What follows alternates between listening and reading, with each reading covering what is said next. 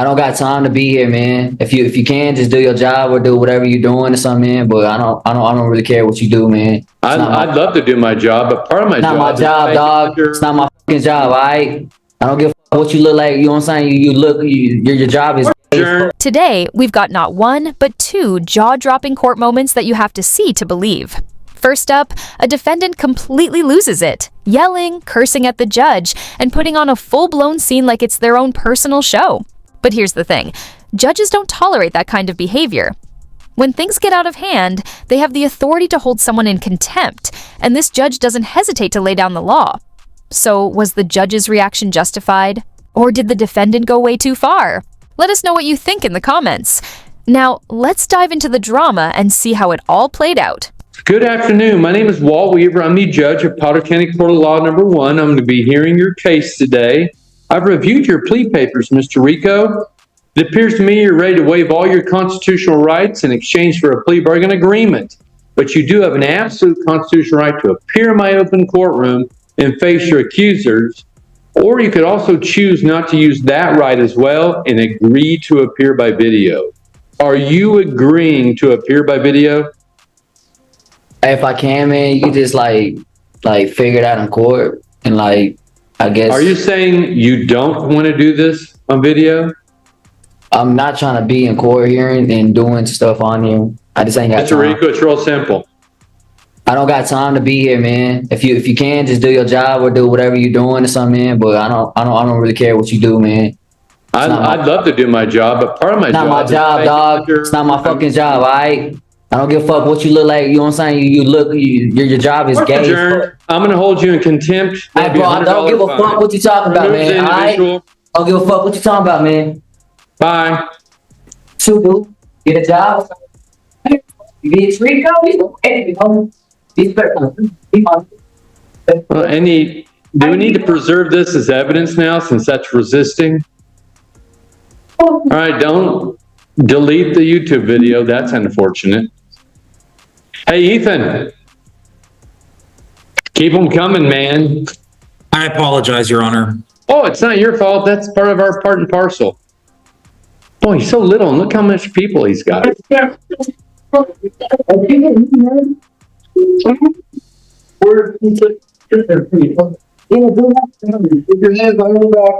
you please put him, Miss Morris, on a transport next time so we can get it done?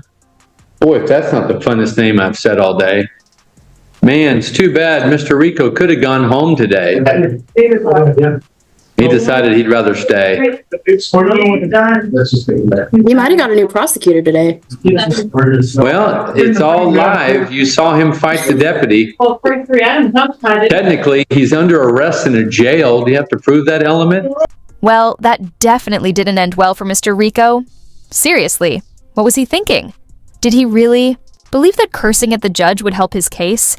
It's hard to say if this was poor judgment or something else entirely, but one thing's for sure, this plan was never going to work.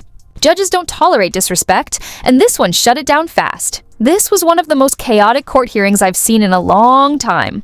A lot of people try the sovereign citizen defense, but this guy, he went all in, yelling, swearing, and making a total scene. It's not every day you see something like that. But hold on, because the second hearing might be even wilder. This next defendant, he flat out confesses right in front of the judge. Yeah, you heard that right, it's a must-watch. Let me know what you think about the first case. But for now, let's jump into this next jaw-dropping moment. Mr. Briggs, you're before the court today making first appearance, Raymond, on 2 charges. The first is malicious mischief in the 3rd degree. It's a gross misdemeanor subject to 364 days in jail and a $5,000 fine. Second is harassment, domestic violence. That's also a gross misdemeanor subject to 364 days in jail and a $5,000 fine.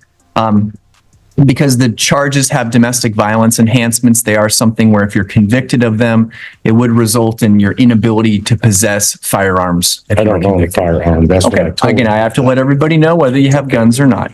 So I was denied due process. I have paperwork that proves that I owned the car before I was married. So therefore the car is mine. And since we're in separation, no judge has divided property yet. So technically the car is still mine. So I wrote on my own car. That's a fact. Here's the paperwork. I sit down at the bank today. Well, we're having your arraignment. Okay. You're entering a not guilty plea. I was denied due process, sir. Hold on. You said I could speak. No, I didn't. I said you should exercise your right to remain silent. I choose not to, sir. Your attorney, if they were saying there, would not have you making factual statements on the record.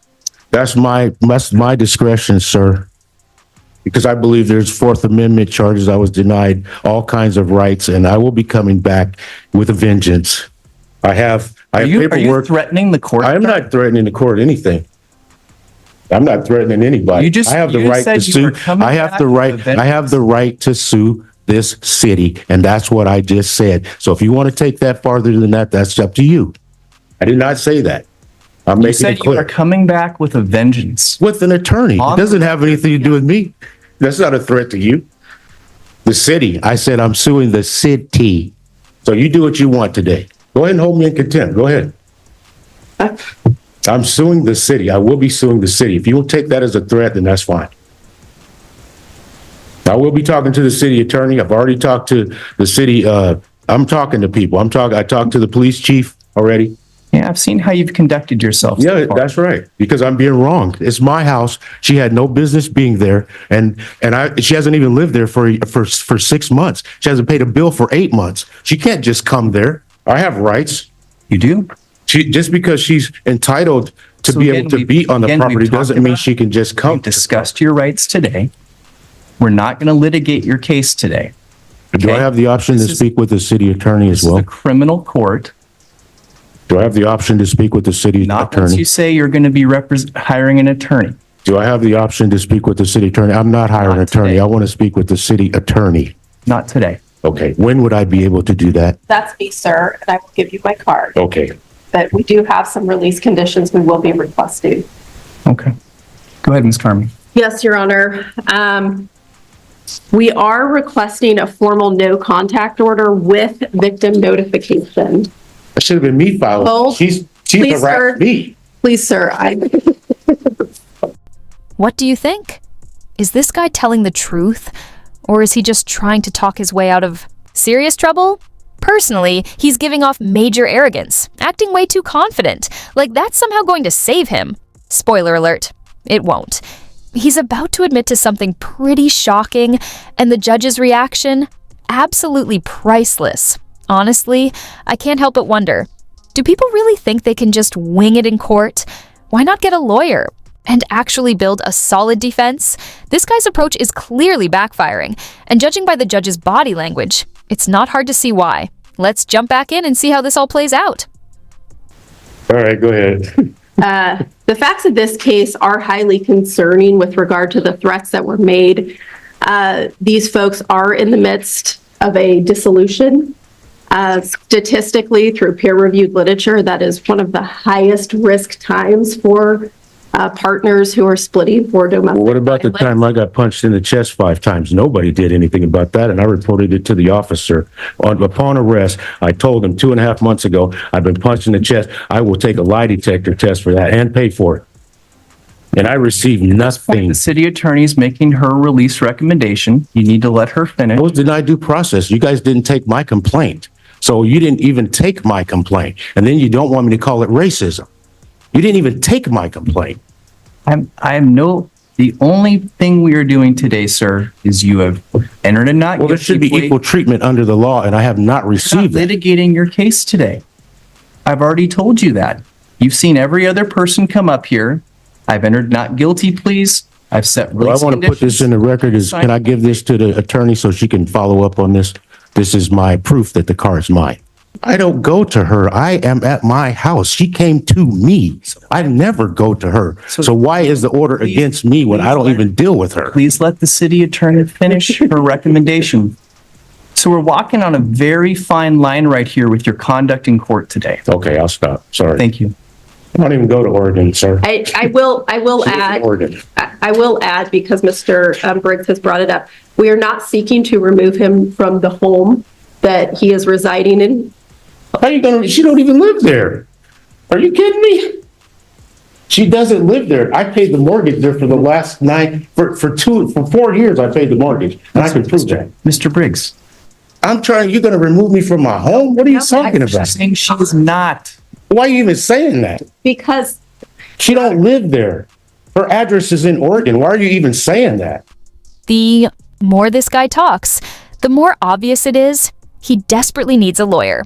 He has no clue what's going on, and you can just feel the judge's frustration. If you're not going to hire an attorney, at least understand the basics of your own hearing. What do you think? Is he genuinely struggling, or is this just an act to gain sympathy? It's hard to tell if he's clueless or just playing a role. Either way, stick around because he's about to drop a jaw-dropping confession. Let's get back into it. I will add, because Mr. Briggs has brought it up, we are not seeking to remove him from the home that he is residing in. How you gonna, she don't even live there. Are you kidding me? Your Honor, the reason that I'm bringing this up is that the victim has requested a civil standby so that she can go get her personal belongings from the home. Property has not been divided by the court. She has her personal items and her personal belongings. And then the court has to divide the property. That's what I've been waiting for. I've encouraged her to file the divorce papers, sir. I will be finished here shortly, Your Honor. The proposed NCO that we have drafted, after contacting Battleground to make sure this is something that they could do. That's against the law. No way. Is that she can call for a civil standby where they would go to Mr. Briggs' home. She has the same 15 to 20. She can't come there and just take whatever she wants out of the home. It hasn't been divided by the divorce court. I believe she's demonically possessed by the Jezebel spirit. So I don't want her around me. There's a visceral reaction that I haven't felt around a person in many years. If I'm from here to her, I want to throw up. I literally cannot be around her. And I've required that she not come to the house. She came to the house because I refused to get the HELOC with her to help her pay off her bills. So she came to the house the next day, and then that's when everything started. I was sitting there with my brother-in-law, drinking beer by myself like I always do. I didn't go to her. She came to my house. And she has forfeited, I haven't proved it, but she's forfeited her right to the property. She hasn't paid a single bill there in 8 months. And when she left, the moment that she took her and got a new bank account at Columbia Credit Union, that's the day of separation. That was over 8 months ago. She cannot just come to that property. I have jurisdiction for a victim to be able to retrieve property. What would I be when keeping no from her, sir? contact- She has all of her clothing. There's a table and a side table in the bedroom. That's all that's there. And whatever's in the garage. I haven't kept her from anything. I'm trying not to kill her. Well, there it is. He really should not have said that. This guy just sealed his own fate. And the judge is about to let him have it. I mean, of all the things to bring up, why that? He spent all this time insisting he's innocent, playing the victim, and then he goes and says that. It's like he doesn't even realize how deep he's in. At this point, it seems like he's just arguing for the sake of it, trying to twist the situation in his favor. But honestly, he's only making things worse. You can almost hear the judge thinking, why did I even waste time listening to this? You'd think by now he'd realize when to stop talking, especially when nothing is going his way. What do you think? Is he actually innocent or just digging himself deeper? Drop your thoughts in the comments and let's dive back in. She's come to me. Okay, so, Your Honor. Okay. That's not, I now hold I on. would actually ask he be held on $10,000 bail. Listen, sir, listen. You can't. I'm not saying it like that. I'm saying that I've tried to keep her away because of violence. I don't Very want. much keeping with statements. Oh that my we God. have Do you seen. understand? Does anybody Yeah, understand? take I him into didn't custody. never touch her. Officers, take him into custody. I never touched her. I didn't want to harm her. That's what I've been doing the whole time. Man, I'm getting crunk down here and it's going to be on. This is prejudice and Okay, racist as hell. I'd like no bail. You're racist. Well, I have he not just done threatened- anything to her. He just threatened to get crunk on the court. So what? What is that? So you're taking away my freedom of speech? I can't express myself now? Can't I threaten. haven't committed any crime. I haven't touched anybody. All right. So I don't want her at the house. That's what I've tried to avoid. at this stage, we're going to set Mr. Hey, never, because she punched me in the chest. I'm prosecuting her, so you take that. I want to see somebody about that right now. Set Mr. Briggs. And I'm pressing charges on her. Out 1 week. She punched me 5 times, and I will take a lie detector and pay for it. Can I speak to somebody and press charges on her? 12th of December, 2024. You know what I'm saying? At Hey, 8:30 a.m. My shoulder, I'm in, we're giving you extra. The release conditions in place are to violate no laws, appear at all mandatory court dates, to notify the court of any change of address or phone number. I'm signing off on a standalone no contact order. So I said I didn't want to kill her, and I've never threatened to kill her. I'm just expressing to you that I don't want any bodily harm towards her, and you're arresting me for that. And it's a freedom of speech. I didn't touch her. I've never put a hand on her. She punched me. Can I press charges? Can I see someone to press charges on her right now? Your Honor? Your Honor? This is your arraignment today, sir, on criminal charges. You've made a number of threats on a recorded record. I didn't make any threats to anybody. Well, we'll listen How is back. that a threat? Freedom of speech. I didn't threaten anybody. I didn't say I want to kill her. I said I don't want to. Sure. Well, we'll listen to what's on the record. You're being recorded. I told you to remain silent. Well, hey, I knew you was going to do this. I knew you was going to wait until I slipped and then you was going to throw me in jail. And that's fine. Because I'm coming with Trump. That's not a threat. That's my personal lawyer that I'm going to get to fight you guys with. People threaten killing someone on the record, sir. I take that extremely seriously. That was not a threat to kill her. I didn't say I'm going to kill her. We're recording. I said I don't want to. And that wasn't even, that was just a figure of speech. It's recorded. I don't care if it's recorded. We're on intensive pretrial release. At this time, I'm going to impose bail in the amount of $25,000. And then, Your Honor, if it is posted, could we have the victim notification? Victim requirement? notification will be put in place. Thank you. This is a railroad, man. I'm telling you. Unbelievable. This has to be one of the dumbest defendants I've ever covered. He basically admitted in court that he thought about harming his ex. What was he thinking? Was he trying to get sympathy, or does he just have zero self-awareness? Maybe both. Either way, he handed the court a confession on a silver platter. What do you think? Was he truly clueless, or did he do this on purpose? Personally, I think he had no idea what he was doing. If you were in his shoes, wouldn't you just stay quiet and let your lawyer handle it? Anyone with common sense would. Drop your thoughts in the comments. And if you enjoyed this breakdown, be sure to like and subscribe for more wild courtroom moments. Thanks for watching. See you next time.